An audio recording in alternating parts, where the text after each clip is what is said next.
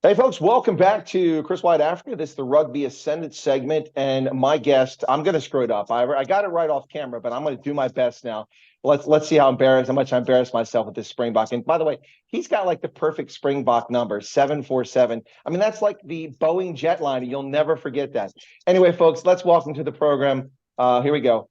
Gcobani Bobo. How you doing, sir? I'm well, Chris, and congratulations. That was well done. Now you are formally and renowned to be a course speaker. My mom will be so proud in hearing you call my name out like that. Yeah, it's interesting that you bring up that my Springbok number. It's something that I'm very proud of. It's the 747. There's another mate of mine who's part of the production who always calls me Boeing every time he sees me. No, it's such a special number.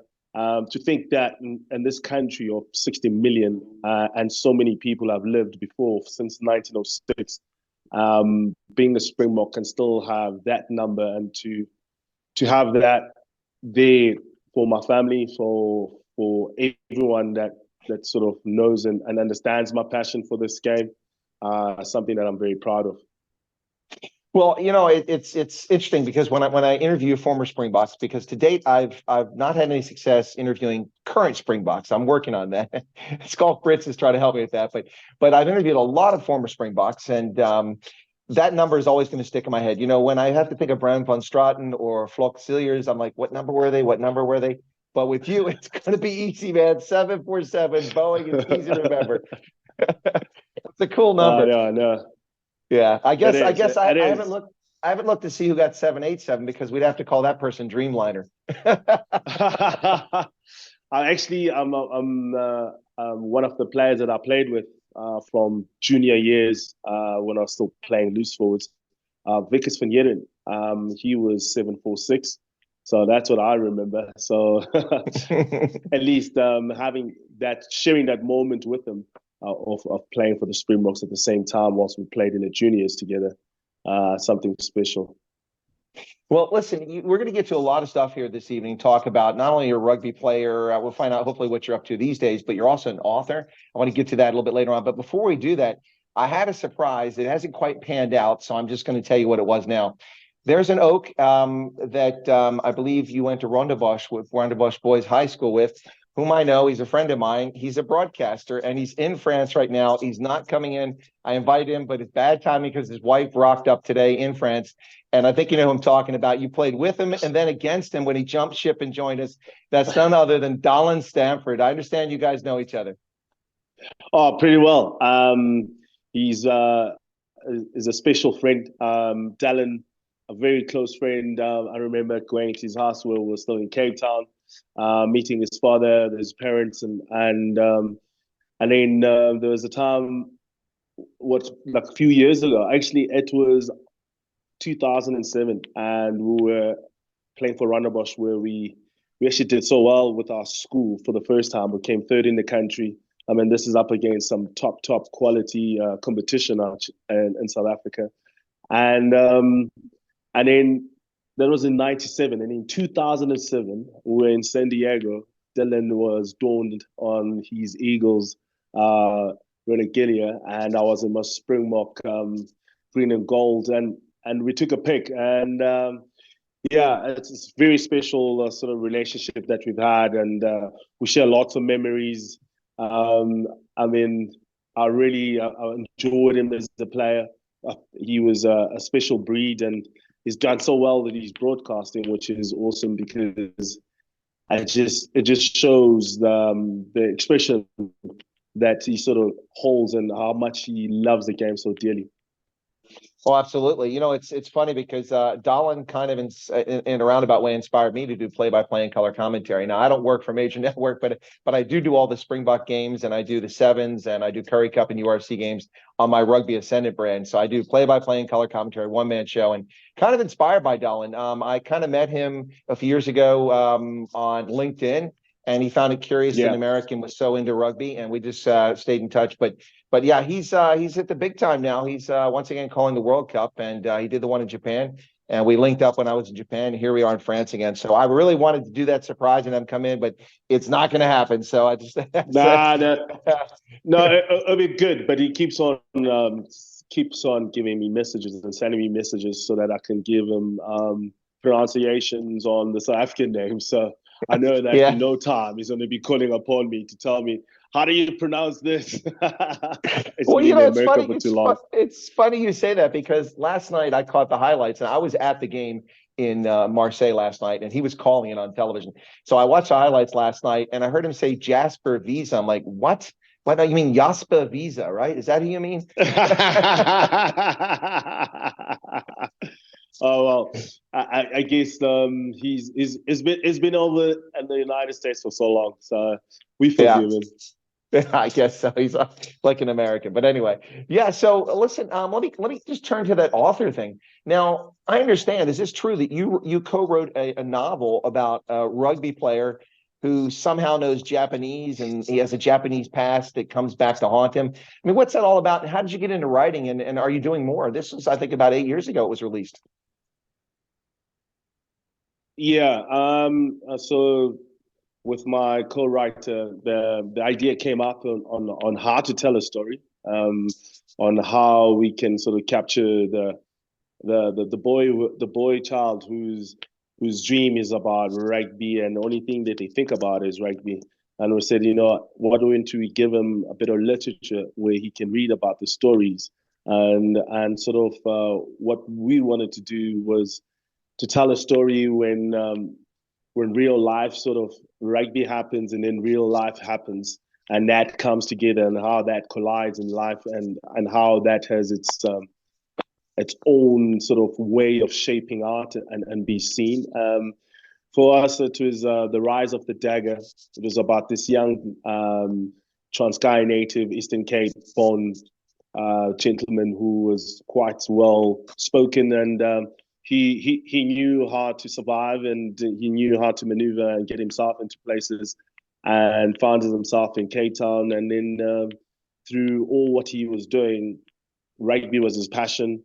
And we wanted to highlight a few other stories, but like using this as a conduit to really help just form another form of entertainment, which I think telling stories is something that I've always enjoyed. Dylan will probably tell you that there was a time when we used to be in a rap crew with my other friends that I used to play with.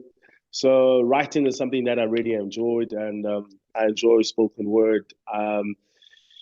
I mean, growing up, you start to realize that you have to do other different ways and find other different mediums and where you can tell your story. I think storytelling is something that people really appreciate. It documents time, it inspires, and sometimes it just warns and sort of gives people something that they could look for. And I love the fact that you can always have that imagination. You can sort of give a person the words, and then they can figure the world out. Well, it's interesting because let's see, you were born in the Eastern Cape and you went to Cape Town. I mean, how much of this is inspired by your life? Is there any sort of autobiographical aspect to it? No, not at all. For me, it was an opportunity. I thought I wanted to write, and I'm still going to write something one day on my own, where I really dig deep into what I really do care about, and what I feel. I mean, just place of expression, or even just memories for my kids. So, God willing, that I'll be there to see them get taught. But if I could leave them with some words, it'd be a great thing. So I wanted to find out like how the publishing went and how the industry of writing was all about, without having to sort of put my story into a place where I could jeopardize it by being maybe too ambitious, or even sometimes underestimating the story and how big it could be. And I think sometimes for myself, my mindset is that I'm vulnerable enough to go through learnings and curves. I'm trying to use the platforms that I'm privileged to have to engage in those, so that I can learn.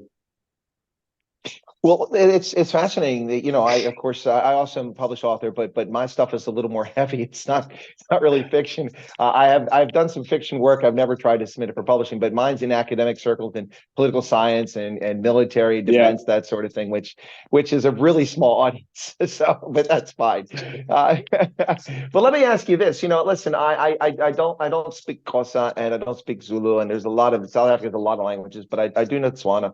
And so when I meet yeah, someone named that lady, I know what her name means. For you, sure. I'm at a total loss. What does Kobani? What does that mean? Does it have a meaning? So for that, let me have and bring it back to context. My grandparents were a Methodist sort of priest and priestess. So when I was born, which is actually my birthday, is on the 12th of September. Interesting now being the Wow. times. Well, can I? I mean, is it? I don't know. Some people it's superstition. Germans don't like you to wish them birthday before their birthday. Is that okay? Can I wish you a happy birthday in advance? I'll take it. I'll take it. I'll take it. Okay. I'll Well, a take it. happy birthday to you. Happy anniversary of birthday. Wow, it's tomorrow. Talk about timing. So when I was born, my grandmother named me. And the Bible in Xhosa it says Gcobani umhlaba wonke, which means let there be joy upon the world. And Gcobani was what bring joy to to actually do that and bring joy and let the people sort of enjoy the times. Oh, that is absolutely beautiful. That's pretty cool. I'm glad I asked that question. That's pretty awesome. So listen, you're well traveled as a rugby player. You've been a lot of places, and of course, you played for teams that are my favorite. You probably don't know, but well, you do know that I'm a Springboks supporter and have been since 1982, thereabouts. I also am a Province and a Stormers supporter, and I have been all along. So that's good. But you also played Newcastle, and you played for the Cats and Lions. You traveled quite a bit there, but you got a number of caps for both sides. Did you have a particular place you really enjoyed that you really felt at home, or was it all just really awesome to be playing professional rugby? Yeah, so rugby, especially in those days, if you think about it, that was the start of the professional era. So there was lots of trial and error, and a lot of things had to be um, sort of exercise that and sort of see and figure it out because it was a new beginning. I always say that my generation, we were the guinea pigs of professional rugby, and we were the young ones. Where if it was now, we'll be playing varsity cup, we'll be in academy system, and all of that. So back in those days, no one really knew what was happening. So to get an opportunity, it was what was more important because all of a sudden, rugby was a professional career. Um, and the Lions gave me an opportunity as a junior, which I was grateful for. All my junior years, I played at the flanking position. So moving to the Lions gave me a chance to move to the centers and play in the back line. And 2 good 3 years later, I was playing for the Cats. I was in the Springbok setup. I was playing professional rugby, which was the dream that I wanted to see. Western Province for me was probably where my heart lies. Good answer. My Good answer. my my my uncle actually was a part of the board. He never knew that I played rugby. I never knew that he was part of the Western Province rugby board. Um, and we only found out when things sort of unraveled and later on in life, and I was like, actually, that is my uncle that is on the board. I didn't even knew he never knew that I even played. So it was interesting, and I've always loved the game. Playing at Wonderbosch was some of my treasured moments. I've always said it to the boys when we were there, staying in that moment and saying to them, this is the best rugby we're ever going to play because we're always going to remember us as students, as friends, as young gents, and it's memories that will last us forever. And then to get to captain Western Province in the Craven Week was something that I'll treasure for the rest of my life. And to captain Western Province at the Currie Cup level is something that I'm very proud of. And Western Province, the Blue Hoops, the stands, the closeness of Newlands crowds closer to the field, and all that intensity, and that beloved Stormers jersey. I remember when it started in 1998, Bola Conradi and I were the juniors who went and stayed with the Stormers before they launched with the fireworks, and they had that multicolored jersey that everyone hated. Yeah. So I was there. For me, I was there at the beginning when the Stormers started, and it was good for me to be there to captain and to be part of the leadership and to play in the Stormers jersey. No, it's awesome. We should let people know that I think that you don't have a stand. You're actually holding the camera so that people get a good view of you. If anybody's wondering if he's on a cruise ship and it's listing to the side, that's what's actually happening here. So, just to let you know. Oh my goodness. Gcobani, is there any particular venue? It sounds like you had an affinity for Newlands. Is there any venue that you really, really enjoy playing rugby at? Yeah. I know, for instance, I never saw a game of Newlands, even though I was a fan for decades. I have been to the DHL Greenpoint Stand, but I did go to Newlands recently. I made a video which I put on TikTok, which is pretty sad. All the grass overgrown. They let me in. Yeah. Anyway, but is there any special place for you playing rugby? Funny enough, Ellis Park is probably the one field that I've got very beautiful memories of. This is where I started my professional rugby, playing for the Lions from the under-21s, playing for the Cats, playing for. That's where I made my debut for the Springboks against Scotland, and the thing that no one knows is that Ellis Park there's a Yaxter River that runs underneath it, so it always stays as lush as possible throughout all type of conditions, and it is a miniature carpet. It's fast. It's for the opposition. It is frightening. It is terrifying. It's unforgiving, and it's a high altitude. But there's so many iconic moments that have happened in that field, and to be part of that and to play in that field, and there's a time where I used to call it a home ground and my home field, and to played my first test for the South African Springboks.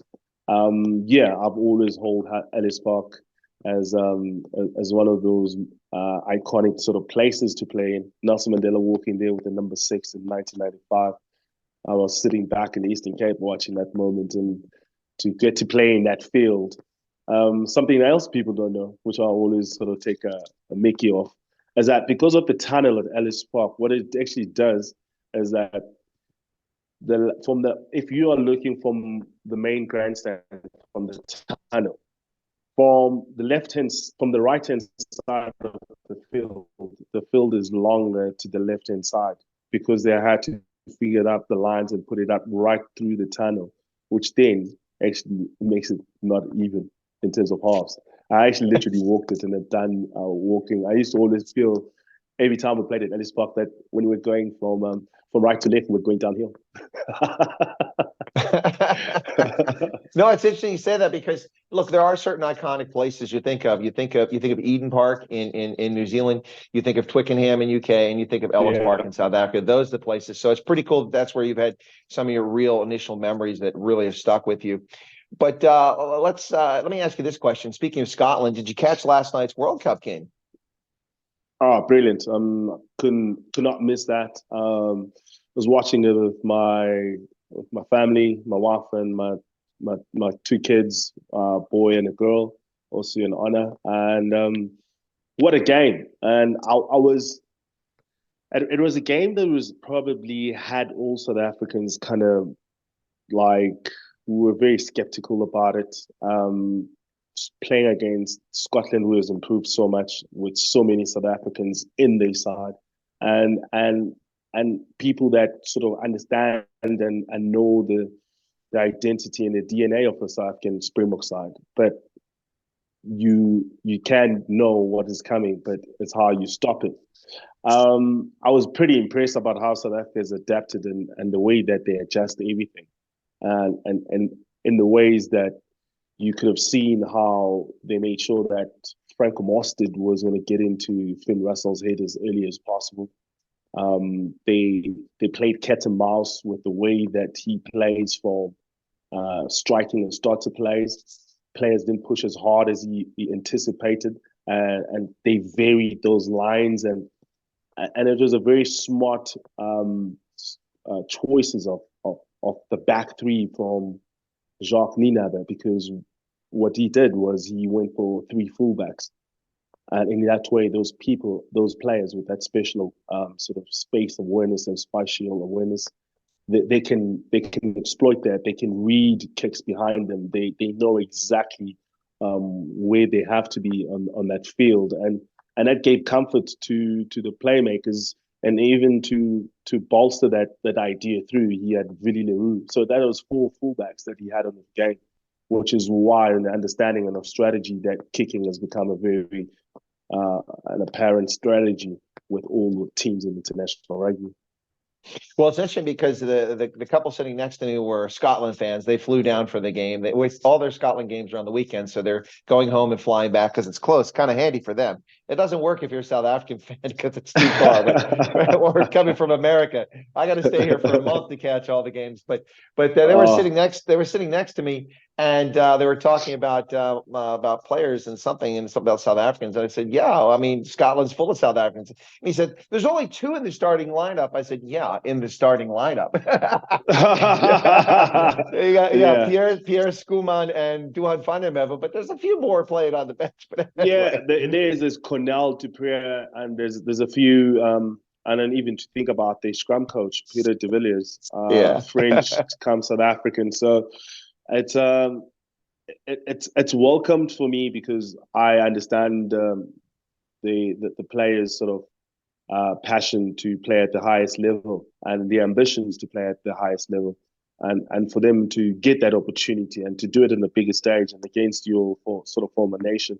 I mean, there was players there who were at school together. Think of Manili Bok, who was at the same time that Duhan van der Merwe was at Otaniqua, and they were playing against each other. Pierre Schoeman and Arceus Snyman were both at Affys together.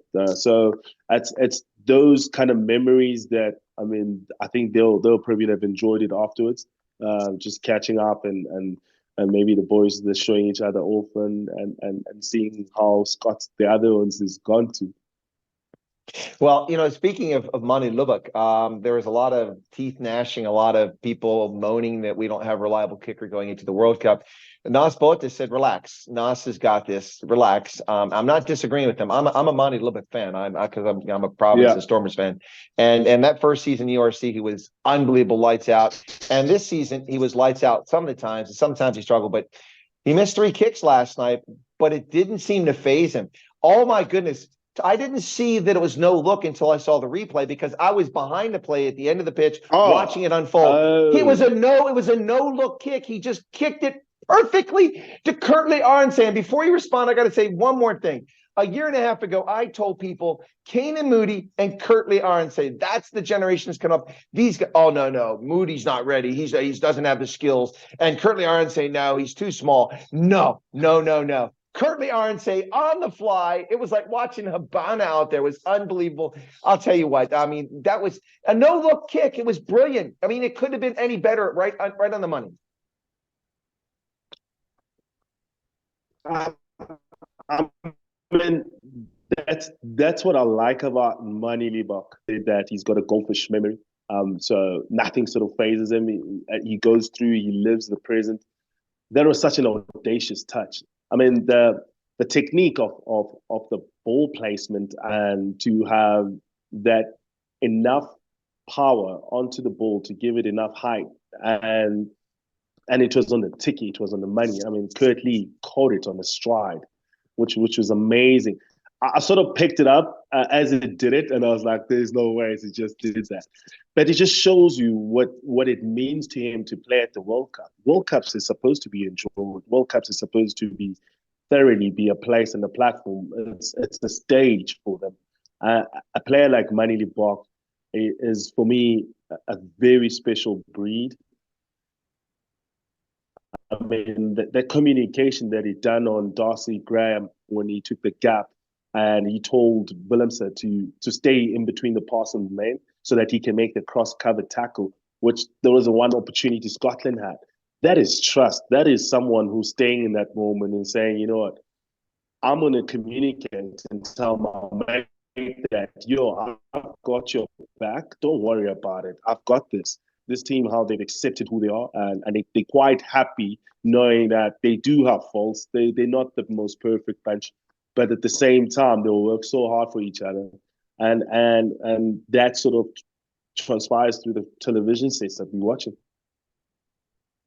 Yeah, no, it was. I mean, that's going to be one of the top highlights of this World Cup. There's no doubt about it. That's a try that's never going to be forgotten. Monty just got it done, man. That was awesome. Last night. I was really looking to see Cheslin Colby shine, and he played well. He made some incredible tackles. He played well, but that was unbelievable. And it was good to see Pieter-Steph du Toit back in form now, because he seemed to struggle a little bit coming back from the injury, but he seems to be back now. And that try by him and those guys around him, that was just beautiful. That first try, it was nice. You could see that one coming too. That is the DNA. That's playing same side. That is getting our boys over the gain line and making sure that you have bodies to carry you and support you over. That's South Africans. That is how we convert in the 22. That's a conversion rate. That's what gives us conversion rate. It's when we get caught in two minds of either want to go out too early or going too wide, or somewhere in between. There's a miscommunication. But that, to me, that just showed how the players have really embraced and at the moment they own the game plan. It's not something that has to be preached to them. It's them now exercising and expressing it. Yeah, agree 100%. Now, you've had a relationship with two iconic Springbok coaches, Nick Mallet and also Rossi Erasmus. What was that like? I mean, you know, I got to tell you, to be fair, when Rossi became the Springboks coach, the first test match was in DC against Wales. Yeah. And it rained, only 25,000 rocked up for the game. I was disappointed in the turnout. I was disappointed in the third world dilapidated stadium that we were in. I was disappointed in the fact that all the debutantes got tested and we kept turning the ball over and we didn't play to win. But see, I didn't understand Rossi's plan. He was testing players to see what he could get the best team. And so I defer to his excellence at this stage. But what's it like? I mean, what's like the relationship with Nick Mallet, also an iconic, Springbok coach. Can you tell us a little bit about, your relationship with those guys? So Nick Mallet was the first coach when I was a junior. He was the Springbok coach who just went through 17 test wins in that time. He coached Rossi, interesting enough, and we were sitting around just like about a week ago, and he was talking about how Rossi is a player, what he used to come up with, the ingenuity that he had, the sort of smarts that he had in reading plays, and he encouraged Rossi to do that whilst he was still a player. He said to him, and let's share those ideas and see where we can get better. And some of them, he said, he just started doing his maverick and just doing things on the field. Then he was like, oh, okay. Rossi came up with that one. So he was that kind of sort of terms. Nick Mallet always speaks his mind. He loves and enjoys rugby in a different way. Being a Western Province sort of man too, he enjoys a very expensive type of brand. He loves explosive athletes.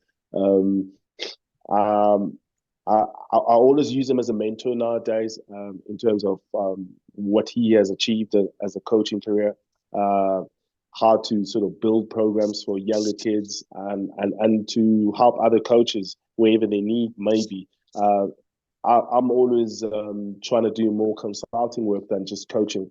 I think coaching is just setting yourself up to get fired. So I'll never go that way. Well, yeah, Stuart Lancaster, Eddie Jones, Alistair Coetzee, Henneke Meyer, that the axe comes no matter how much success you have, it does come eventually. exactly. And Rusty Erasmus, I was at the Sharks at the time and had it from the great friend Hanyani Shimangi, who's doing the broadcasting there for SuperSport with Matthew Pierce.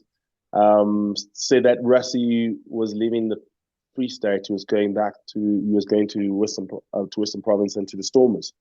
So I gave Rusty a call and asked him for an opportunity to come and play for the Stormers. It was not a money situation. The Sharks were offering me a good deal. I just felt that I wanted to be part of what Rusty had done. At the Sharks, they were probably a bogey team when I was there. Cheetahs went on to win the Currie Cups a few times, and Rusty was a coach. And I admired the way that he sort of had a vision in the way and the look into the game. The first thing that sort of strikes you with Rusty is that he's meticulously always overly prepared. He comes up with amazing sort of ways of doing things. As I'm getting. Oops, I think his battery might have died there, folks. It's Gcobani Bobo. It looks like we've lost him there. I think his mobile died. So my apologies for that there. It is South Africa. There are challenges with load shedding and the internet going out, people swiping batteries from mobile towers, and then just not having enough electricity. Now Eskom is telling people that your inverter, don't charge your inverter when the power comes back on. So who knows? But my apologies. Maybe we'll get him back on at some point. But that was, of course, Gcobani Bobo, former Springbok Stormer, Newcastle player, Western Province player, Lions, the Cats, and the Sharks. Well-traveled, well-experienced, and quite an interesting gentleman to talk to there. I really enjoyed that conversation. It looks like we've lost him. So I'm going to go ahead and wrap it up here, and thank you all for tuning in. And stay tuned for more interesting interviews with more Springboks, and hopefully some current Springboks at some point here on this channel and also on Rugby Ascendant. Thank you all so much. God bless and have a lovely evening. And my thanks to my guests tonight. Appreciate it.